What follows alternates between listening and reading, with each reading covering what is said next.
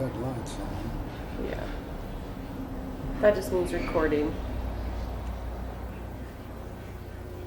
Well, I don't know exactly where to go. All right, well, let's see.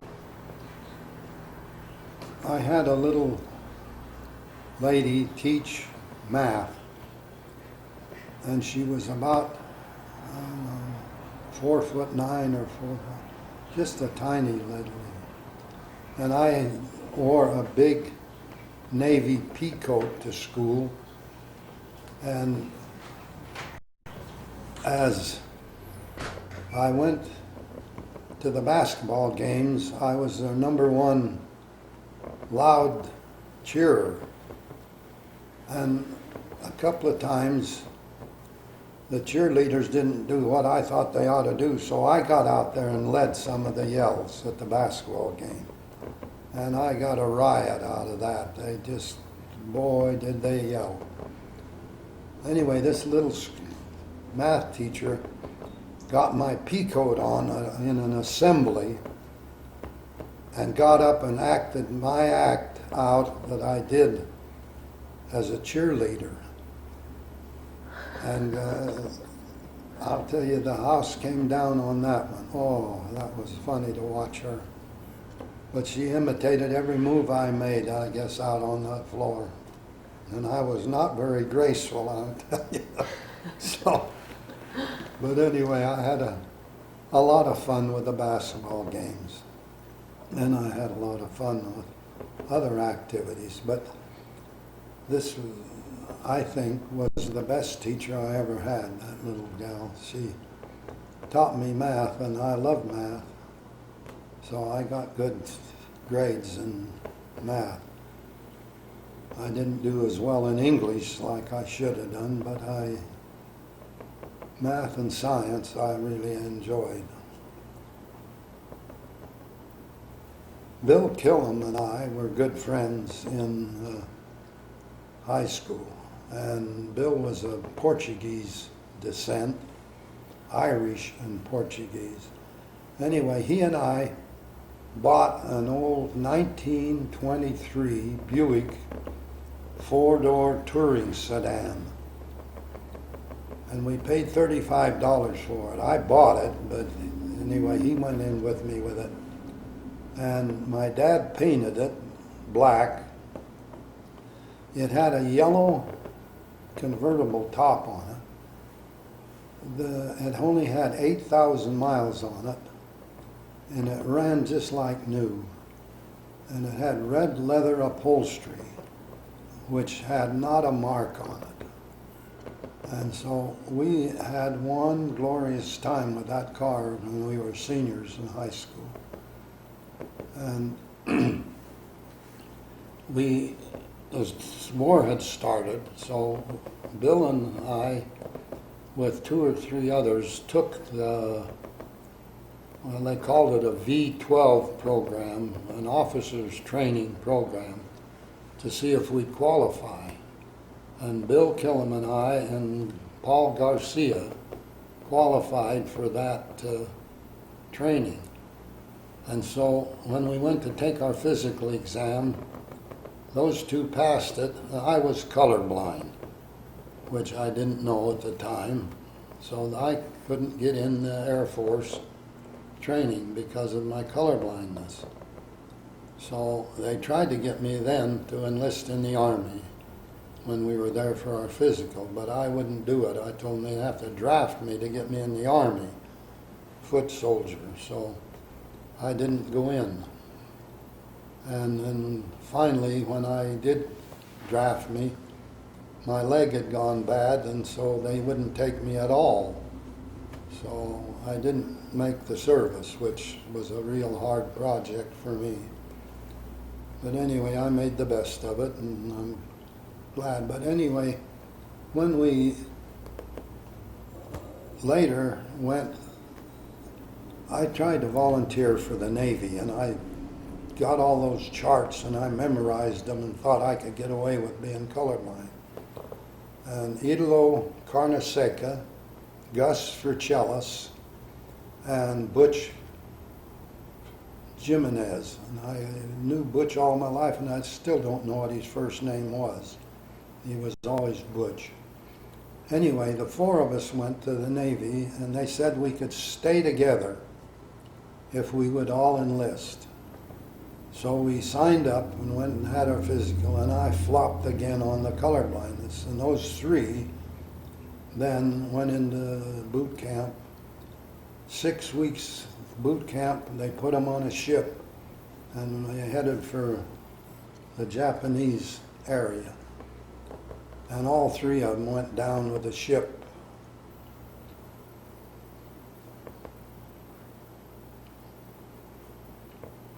Shut it out. Four of us were part of a group that run around together. We would have house parties. We made most of our own entertainment. But we'd go to a dance, and afterwards we'd go to somebody's home and have refreshments and all, and enjoy company. So there was a group of probably, I would say 10 of us. And then we'd have a date, so there'd be a pretty good group would come to our house and have a party. And so we did quite a little bit of that. And that was fun. We had a great time together that way. So. Those were at your house, huh? Well, they'd come to our house once, and then we'd go to Bill's house, and then we'd go to Italo's house. And Italo Carneseca was an Italian descent. Gus Vercellis was a Greek, and Paul Garcia was a Mexican or Native American of Mexican descent. Anyway, and then there was others, and I can't name all of them right off. But anyway, we'd have a party at my house and then their house, and we just rotated it. And our mothers would do the refreshments and all. So, and we got acquainted with a lot of the families. I mean, that was part of a good time. You'd go into somebody's home. I was the only one at home, but Bill Killam had 2 or 3 sisters, and Italo had 2 or 3 brothers. So we got acquainted with the family and the parents, and it was interesting. The Italian had come over from Italy. Italo's parents had come over from Italy. So they still lived basically the Italian way. And it was their food and all and it was great. So we had a lot of fun that way. Some of the girls then would, not just the fellas' homes, but we went to some of the girls' homes too. So that was a good time. You had talked about cars earlier, and one of your kids said you got a new car almost every year growing up. Well, yeah, after I got married and on my own, I bought a new car or a new truck every year for, well, I guess for 20 years after we. So my kids got acquainted with a lot of cars. After I graduated from high school and went down to go to Whittier College, I'll tell you a lot about Whittier. We bought a home, and Liz asked me what I did with my money when I had the gardens and stuff, and my mother kept that money, a lot of it, for me.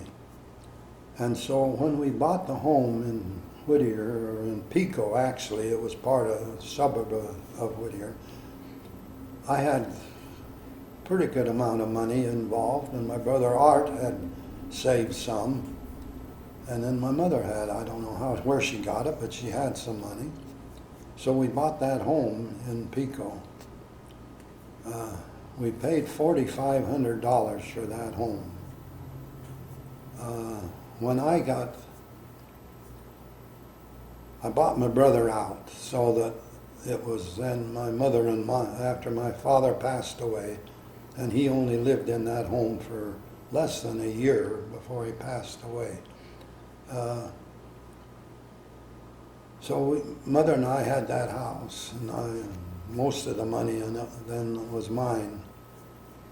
So it was my house, but hers. Anyway, that house sold. I'll just tell you a little history of the house. We paid $4,500. When I went out of it and sold it, it was $9,500. And I sold it back to my brother Art for the $95,000. He turned around and sold it for $18,000. That was in '45 when we bought the house. 1950, Art got it, and he sold it in 1958. The last time I checked just to see, that house sold for $75,000, and that was 20 years ago. No, it was 15 years ago. Today, I don't know what it would sell for down there, but so that's the way things went. I'm going to tell you, when I first moved to Whittier, and we went to church, our LDS church met in the Odd Fellows Hall because there was no chapel there. And we went to church, and my Clara parents had moved from Wyoming to Whittier the same time about that we moved from Northern California to Whittier area. So when I went to church, I met a lovely girl there, and so we started to date there, and didn't take long till we decided we wanted to get married. Where'd you go for your first date? Do you remember? Our first date was on a Halloween, and we went to a church party, and then we went out trick-or-treating, and then I took her home. So that was the first actual date we had, and then we dated from then on. But and we finally got married on August 20th in 1945. How did you propose? Do you mind if I ask that? How did I propose? Mm-hmm. Well, I won't know whether she asked me or I asked her. But we talked about it and decided we wanted to get married. So I don't know that there was ever a formal proposal as such, other than that we decided we wanted to get married. Did you go to her father and ask permission, or? I did. I went and talked to her parents, told them what we wanted to do, asked them if it was all right with them, and they said it was. I talked to my dad and mother, or both of us did, and they agreed to it, so it was okay with everybody. And what'd you do for wedding rings and stuff back then? Did you worry about that, or?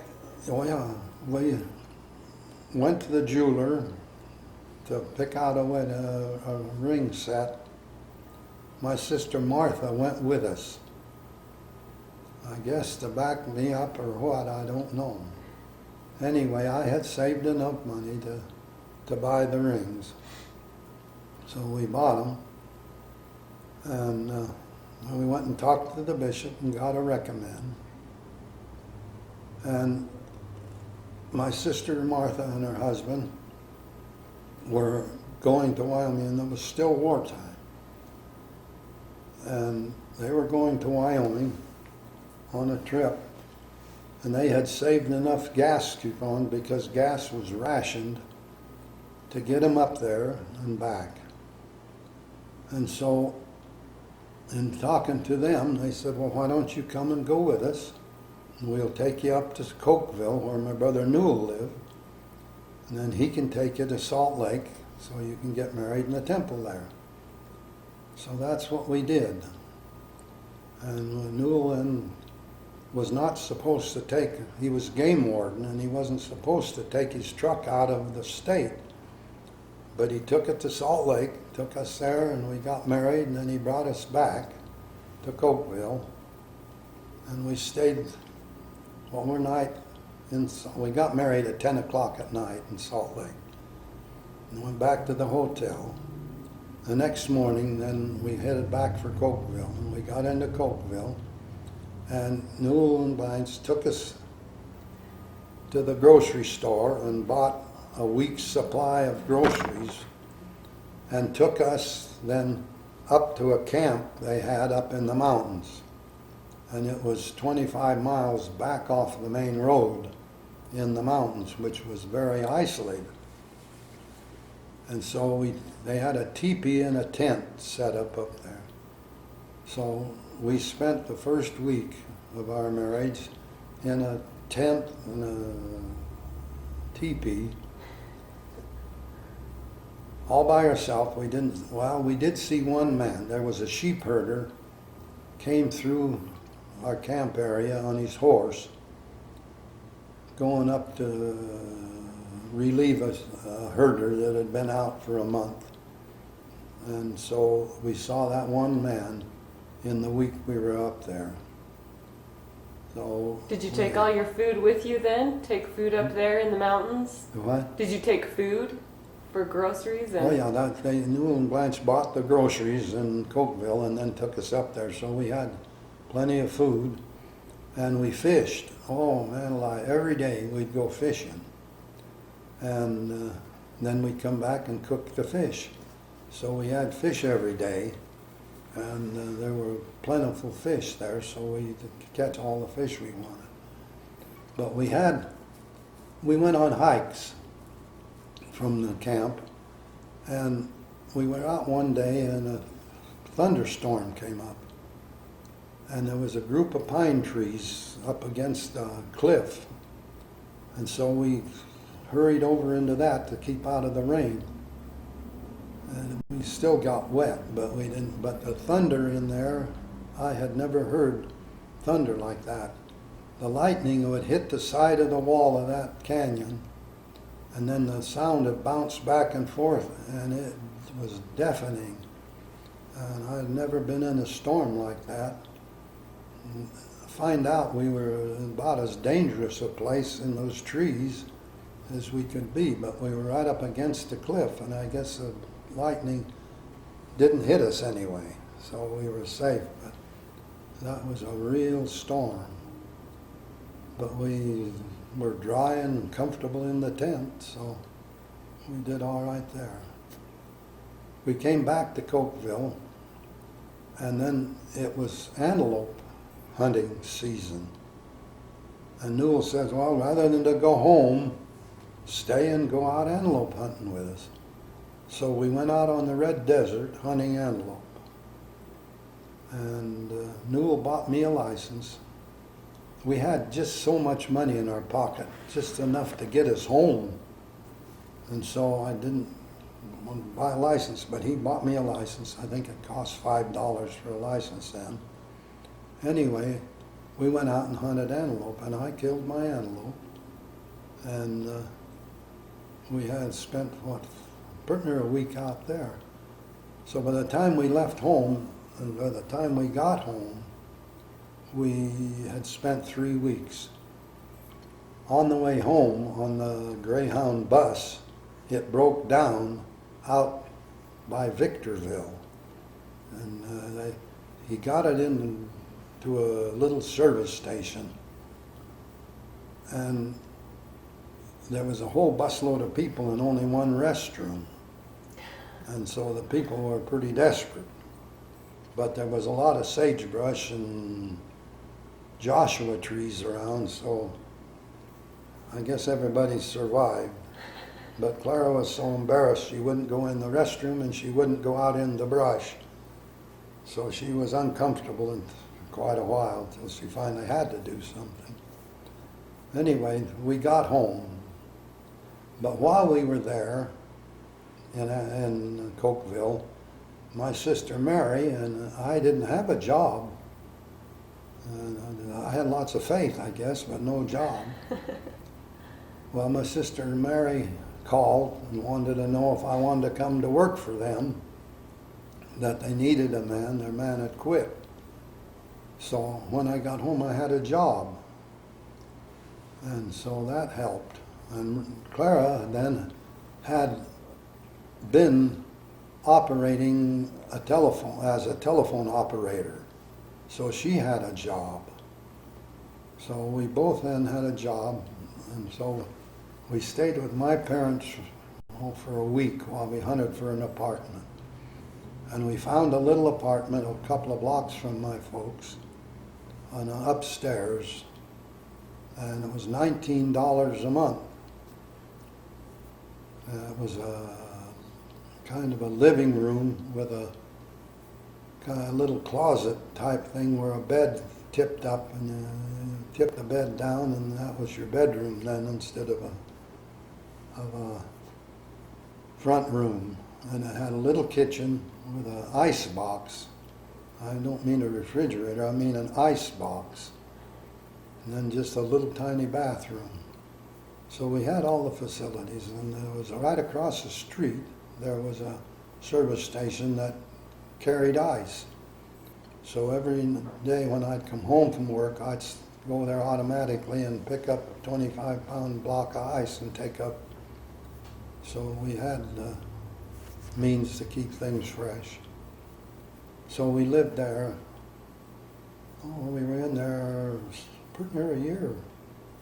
Well, maybe even better than a year. I guess it was over a year. Anyway, after a while, we were expecting them.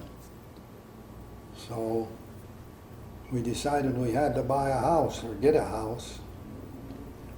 So we started house hunting. And we found a nice house in Whittier. This was in Pico where we lived then.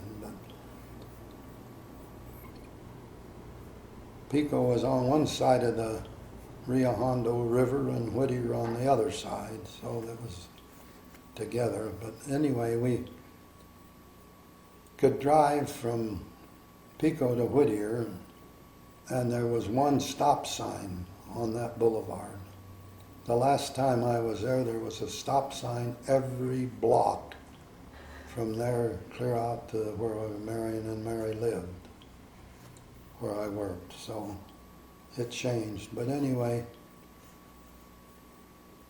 I worked there in the orchards during the summer when I was in high school, so I knew what the job was. So I worked there in the orchards for,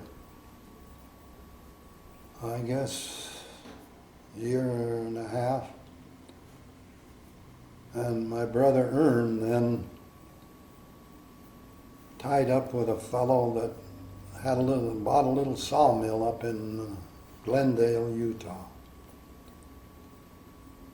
And so he wanted us, my dad and I, to come up with him and help. So I quit the orchard and went with him up to the sawmill. And that was a good experience for me. I loved the outdoors.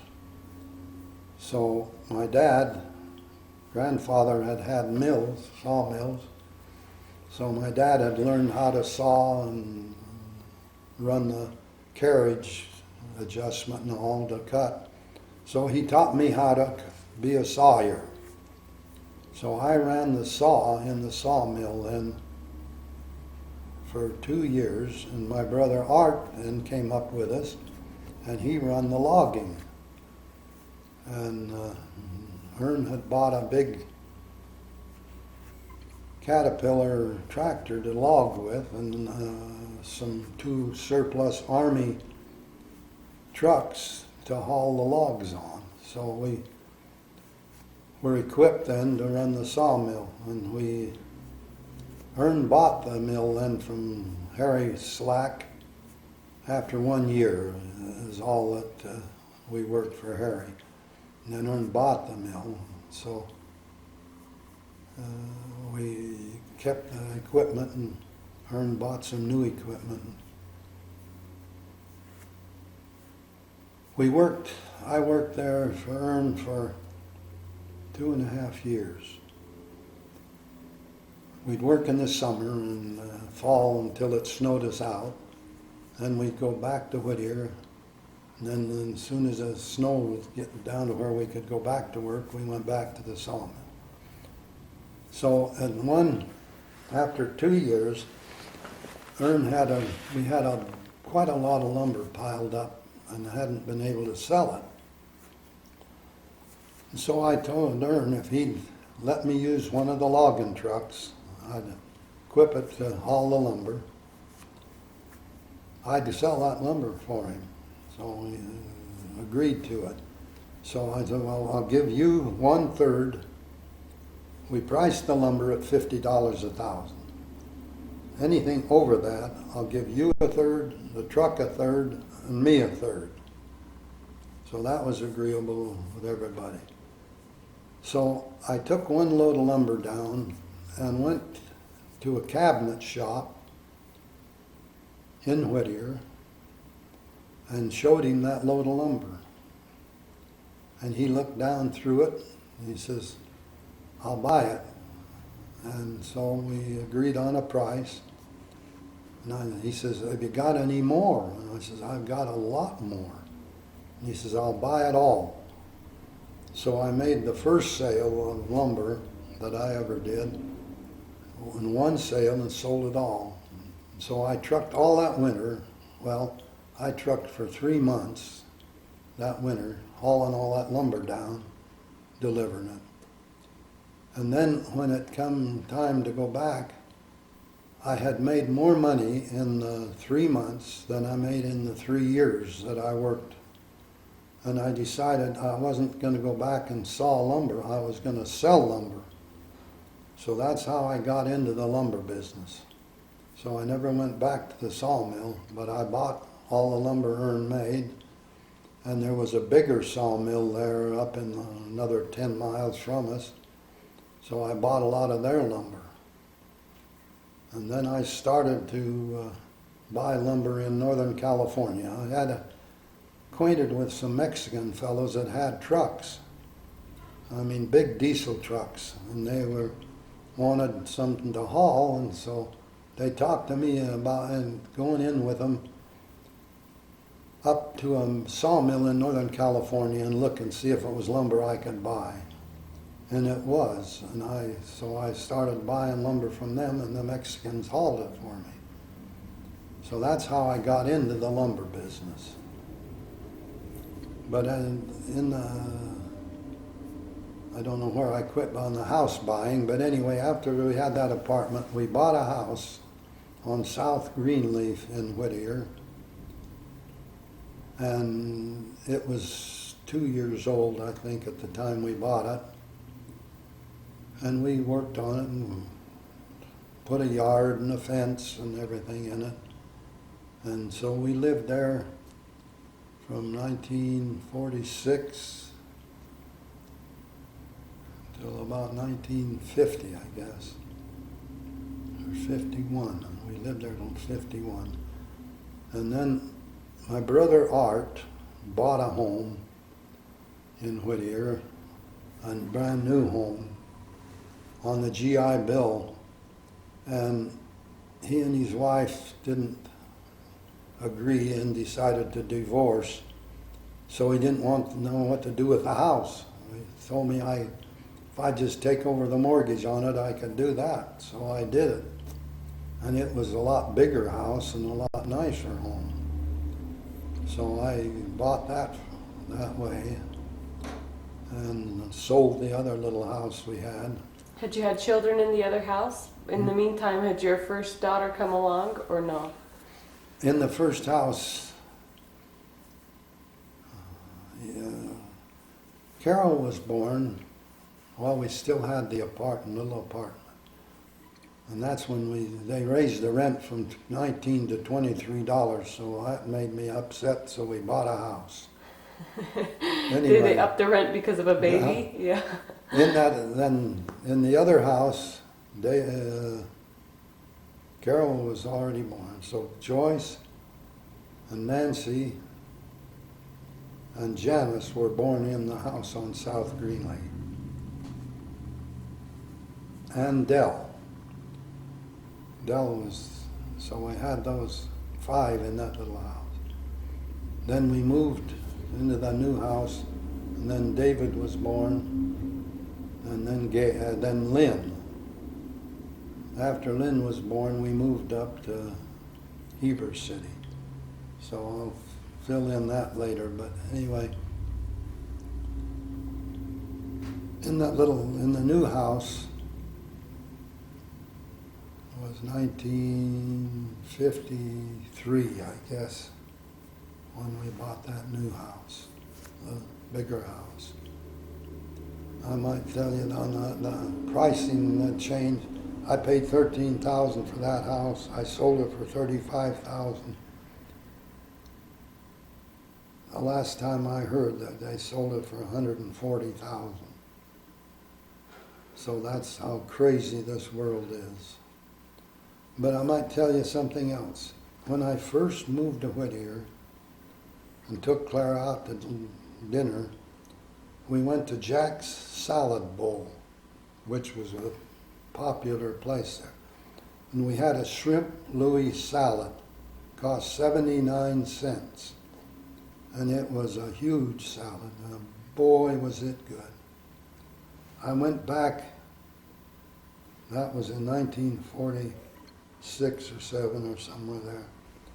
I went back in 1979, went in the same salad bowl, and that same salad was $7.95.